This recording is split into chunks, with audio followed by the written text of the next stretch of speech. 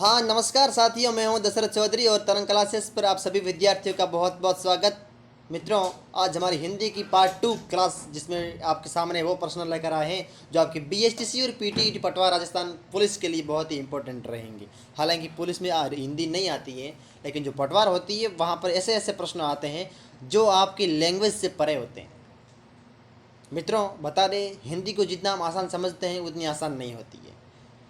हम पर्यायवाची विलंब शब्द छठी सातवीं कक्षा से पढ़ते आ रहे हैं, लेकिन हमारा कंसेप्ट क्लियर नहीं हो रहा है। इसीलिए आज भी वो प्रश्न राजस्थान पटवार में पूछ रहे हैं और वो गलत कर बैठते हैं। लैंग्वेज पर आप पकड़ बनाइए, चाहे इंग्लिश हो या हिंदी, हमारे लिए बोझ नहीं है।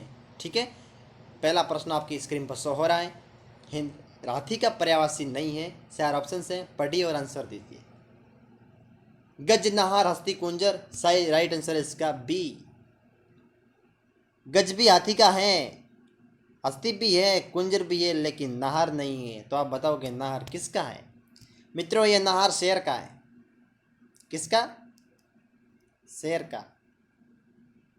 ध्यान रखना, ये अच्छा प्रश्न है। दूसरा प्रश्न क्या है? ऊंची दुकान, फीका पकवान, मुहावरे का अर्थ बताइए। प्रश्न बहुत सरल है, अच्छा प्रश्न है और सीधे इसका उत्तर बता देता हूँ। ये मैं आपको आशा दिलाता कि आप प्रत्येक विद्यार्थी इसका आंसर राइट करोगे।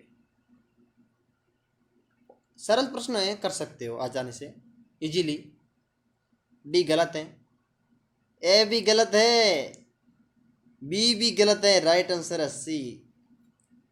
ऊंची दुकान, फीका पकवान। दिखावा अधिक और वास्तविकता कम, अर्थात आडंबर अधिक और वास्तविकता कम। आपका यही राइट आंसर है। नेक्स्ट, अशुद्ध वाक्य है। ये प्रश्न बहुत आते हैं। शब्द शुद्धि, वाक्य शुद्धि से प्रश्न अच्छे आते हैं। इस पर पकड़ बना लो, संधि पर पकड़ बना लो, आपकी हिंदी का लगभग 70% काम हो जाएगा। जल्दी वापस आना, मुझको घबराना पड़ा, अब पढ़ा जाए, इनमें से कोई नहीं। देखो, जल्दी वापस आना एकदम सही है। मुझको घबराना पड़ा बिल्कुल गलत है, मुझको नहीं आएगा। अब पढ़ा जाए, ये भी सरल है। मुझको की जगह मुझे आएगा। मुझे घबराना पड़ा। मुझको क्या होता है? कुछ नहीं होता है। मुझे घबराना पड़ा, ये राइट है। Concept is clear. नेक्स्ट, इनमें से अल्प विराम है। 4 ऑप्शन से आपके सामने। ये प्रश्न एग्जाम में पूछे जाते हैं कि अल्प विराम कौन सा है, विस्मृति बोधक कौन सा है। ये दो अक्सर प्रश्न जो ऑप्शंस में आप कंफ्यूज होते हैं और प्रश्न को गलत कर बैठते हो। एक तो विस्मृति बोधक और एक अल्प विराम। बहुत अच्छे हैं। कोष्टक वाला शब्द आते हैं बीएसटीसी में, बहुत ऊपर ऊपर से पूछते हैं हिंदी। मैं ये नहीं कह रहा हूँ कि ऊपर से पूछते हैं, हिंदी ऊपर से पूछते हैं, लेकिन हाँ, राजस्थान जीके की वो बोचार लगा लेते हैं जो विद्यार्थी लगभग नहीं कर पाता है। 2019 में जिसने ये पेपर दिया होगा उसको ये मालूम हो गया होगा कि लैंग्वेज कैसी है, प्रश्नों की बौछार कैसी है।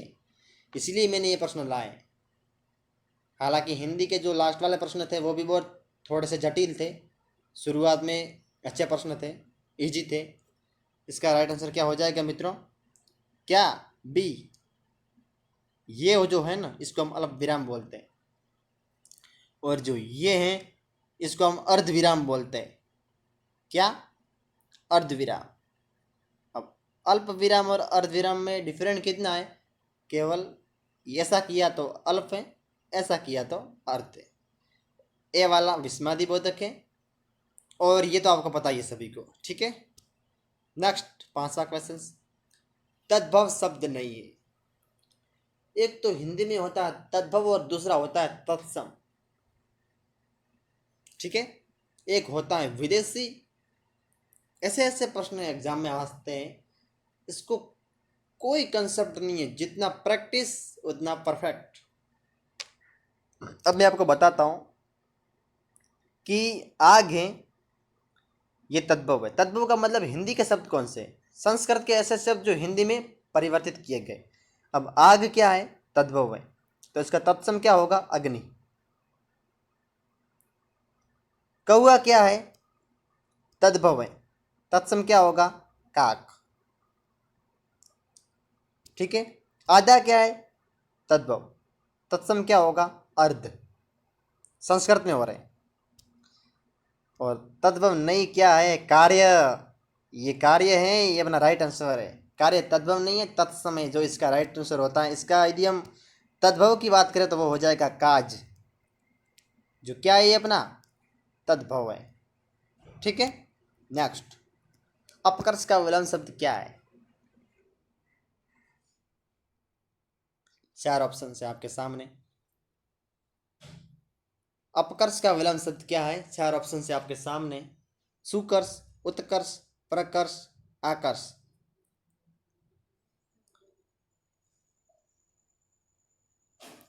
5 सेकंड का समय, एक बार पुनः। अच्छा प्रश्न है, कंफ्यूज होंगे आप इसमें। अपकर्ष का विलोम शब्द क्या है? मित्रों, इसका राइट आंसर है ए, सुकर्ष। ये तीनों ही गलत है। कंसेप्ट क्लियर करना आप। ठीक है। नेक्स्ट, 7 पर अच्छा प्रश्न है ये भी। नैसर्गिक का विलोम शब्द क्या है? हालांकि इसमें आप आंचना नहीं है, आपको हंसी आ सकती है क्योंकि ये प्रश्न भी ऐसा था। अपकर्ष, सुकर्ष, उत्कर्ष, प्रकर्ष, आकर्ष। कंसेप्ट क्लियर कर लेना मित्रों। अच्छा प्रश्न है, एग्जाम में आता है। नैसर्गिक का विलोम शब्द क्या होता है? नैसर्गिक का विलोम शब्द क्या होता है? चार ऑप्शन है आपके सामने। 5 सेकंड का समय है। नैसर्गिक, दो तो निकाल दो सीधे ही। ये गलत है, ये गलत है। नैसर्गिक का मतलब होता है प्राकृतिक, नेचुरल, और इसका राइट आंसर है बी, कृत्रिम। ठीक है। अच्छा प्रश्न है, इसलिए मैं आपसे बार बार कह रहा हूँ, इसको एक बार दोबारा जितना बार पढ़ोगे उतना ही आप क्लियर होगे, उतना ही आप हिंदी में माहिर होगे, हिंदी के मास्टर बनोगे। अधिकरण कारक का चिन्ह है ये दोनों ही, में, पे और पर। ठीक है। ये तीनों ही अधिकरण कारक है। इसका मतलब सी राइट है, डी गलत है। नेक्स्ट, रचना के आधार पर वाक्य के कितने भेद हैं? और ये सीधा ही अच्छा है। सरल, संयुक्त और मिश्रित कितने हैं? 3। कक्षा 9 से पढ़ते आ रहे हैं हम इसको, तो आपको ये ध्यान में रखना है। ठीक है। ये 4 नहीं है, 2 नहीं है, 7 नहीं है। ठीक है। गतिमान में प्रत्यय हैं, और ये अपना लास्ट प्रश्न है। हिंदी में टॉप 10 प्रश्नों की सीरीज थी, गत वर्ष में आए उनसे लिए 2 प्रश्न नए भी लिए हैं। इस प्रकार के प्रश्न जो आपको बार बार एक बार एग्जाम में रिपीट होते हैं, वही प्रश्न लिए हैं, ताकि आप एग्जाम से पूर्व देख सको, अपनी जानकारी को परख सके, कितना आप हिंदी में माहिर हैं, कितना आप में जोश है हिंदी पढ़ने में, कितना आप हिंदी में मास्टर माइंड है। इसका राइट आंसर है मान, न कि न, गति और अ।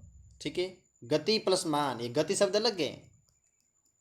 गति में मान जोड़ोगे गतिमान, यहाँ पर कोई संधि नहीं है, शब्दों का जुड़ना हुआ है यहाँ पर।